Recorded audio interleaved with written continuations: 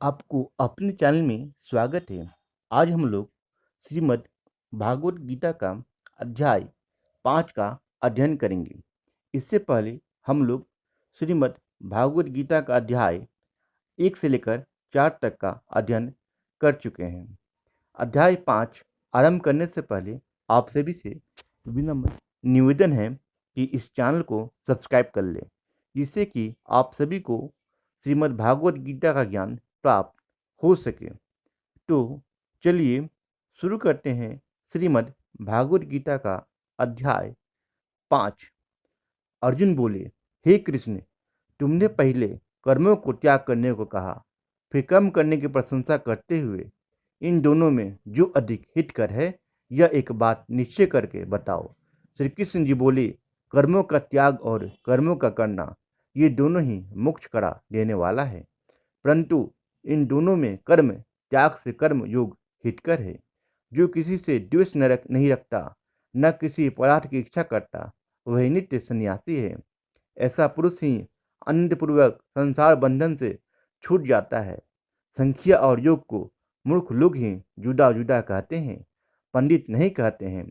जो इन दोनों में से एक में भी अच्छी तरह स्थित हो जाता है, उसको दोनों का फल प्राप्त होता है। ज्ञान योगियों को जो स्थान मिलता है, वही कर्म योगियों को प्राप्त होता है। ज्ञान योगी व कर्म योगी एक ही हैं। जो ऐसा देखता है, वही अच्छी तरह देखने वाला है। हे महाबाहो, कर्मयोग के बिना संन्यास का प्राप्त होने दुस्तर है। कर्म करने वाले मुनिजन को ब्रह्म प्राप्त होने में विलंब नहीं लगता।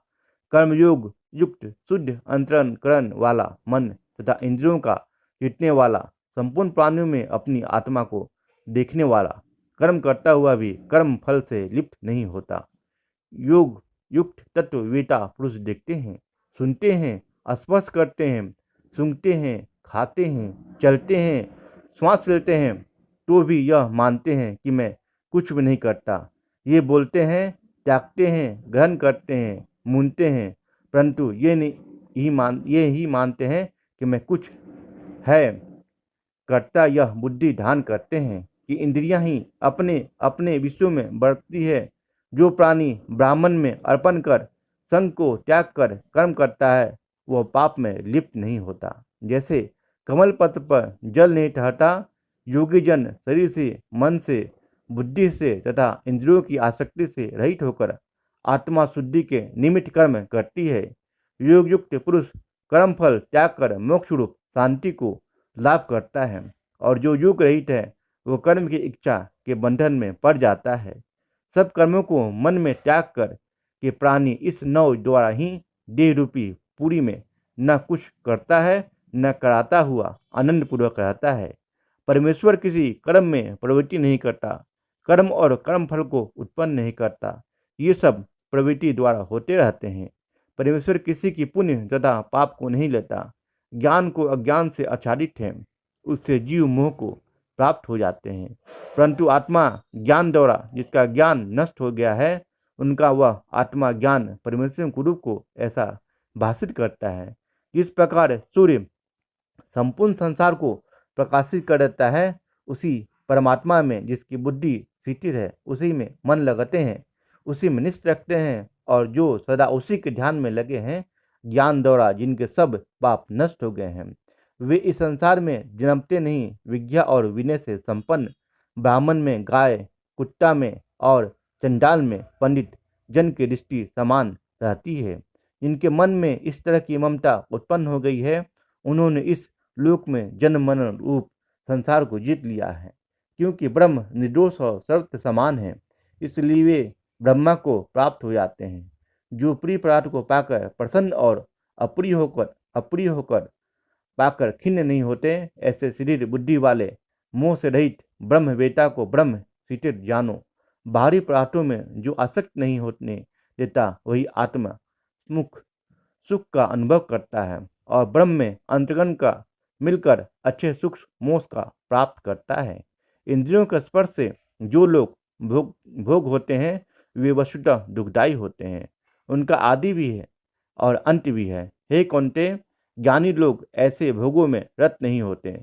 शरीर छूटने के पहले जो मनुष्य काम और क्रोध के वेग को सहन करने में समर्थ होता है वही योगी और सच्चा सुखी है। जो योगी आत्मा सुख से सुखी, अंतरात्मा के आनंद से आनंदित और अंतर ज्योति से प्रकाशित है, वह ब्रह्म रूप को होकर ब्रह्म निर्माण मोक्ष को प्राप्त होता है। पाप जिनके नष्ट हो गए हैं, द्वंद्व बुद्धि दूर हो गई है, मन जो जिन्होंने वश में कर लिया है, जीव मात्र का जो हित चाहते हैं, ऐसे योगी को ब्रह्म निर्वाण प्राप्त होते हैं। काम और क्रोध जिनमें नहीं है, मन के वेग को जिन्होंने रोक लिया है, ऐसे आत्मा ज्ञानी योगियों को ब्रह्म निर्वाण सहज ही प्राप्त होते हैं। बाहरी पदार्थ के संयोग से अलग कर दोनों भवों के बीच में दृष्टि लगाकर नासिका के भीतर चले वाले प्राण तथा अपान वायु को सम करके इंद्रिया मन और बुद्धि को वश में करके इच्छा भय क्रोध को त्याग मोक्ष की इच्छा करने वाले योगी जीवन मुक्त है। जो मुझको सब यज्ञों और तपों का भोक्ता, संपूर्ण लोकों का स्वामी और सब प्राणियों का मित्र जानते हैं, उन्हीं को शांति प्राप्त होती है। इति पांचवा अध्याय का समाप्त हुआ। अब हम लोग पांचों अध्याय का महात्म का अध्ययन करते हैं। श्री भगवान जी बोले, हे लक्ष्मी, पांचवें अध्याय का महात्म सुन। एक ब्राह्मण पिंगल नाम का अपने धर्म से भ्रष्ट हुआ। वह कुसंग में बैठे मच्छी मांस खावे, मदरपान करे, जुआ खेले। तब उस ब्राह्मण को भाई चारे में से छींक दिया। तब वह किसी और नगर में चला गया। देवयोग कर पिंगल एक राजा के यहाँ नौकर हो गया। राजा के पास और लोगों की चुगलियाँ किया करे। जब बहुत दिन बीते तब वह धन वतन हो गया। तब उसने अपना विवाह कर लिया, पर स्त्री व्यभिचारिणी आई। वह स्त्री को मारे। एक दिन उस स्त्री को बड़ी मार पड़ी। उस स्त्री ने दुखी होकर अपने भर्ता को विष दे दिया। वह ब्राह्मण मर गया। उस ब्राह्मण ने गीत का जन्म पाया। कुछ काल पीछे वह स्त्री भी मर गई। उसने टोटी का जन्म पाया। तब वह टोटे की स्त्री हुई। एक दिन उस टोटी ने टोटे से पूछा, हे टोटे, तूने तोते का जन्म क्यों पाया? तब उस तोते ने कहा, हे तोती, मैं अपने पिछले जन्म की वार्ता कह सुनाता हूँ। मैं पिछले जन्म में ब्राह्मण था, अपने गुरु की आज्ञा नहीं मानता था। मेरा गुरु बड़ा विद्वान था, उसके पास और विद्यार्थी रहते थे। सो गुरु जी किसी और विद्यार्थी को पढ़ाने में उनकी बात में बोल पड़ता। कई बार हटका, मैं नहीं माना। मुझको गुरु जी ने श्राप दिया, कहा जा तोते का जन्म पावेगा। इस कारण से तोते का जन्म पाया। अब तू कह, किस कारण से तू तोती हुई? उसने कहा, मैं पिछले जन्म ब्राह्मणी थी। जब ब्याही आई तब भर्ता की आज्ञा नहीं मानती थी। भर्ता ने मुझको मारा। एक दिन मैंने भर्ता को विष दिया, वह मर गया। तब मेरी देह छूटी। तब बड़े नरक में मुझे गिराया कि नरक भुगता कर अब मेरा तोते का जन्म हुआ। तोते ने सुनकर कहा, तू बुरी है जिसने अपने भर्ता को विष दिया।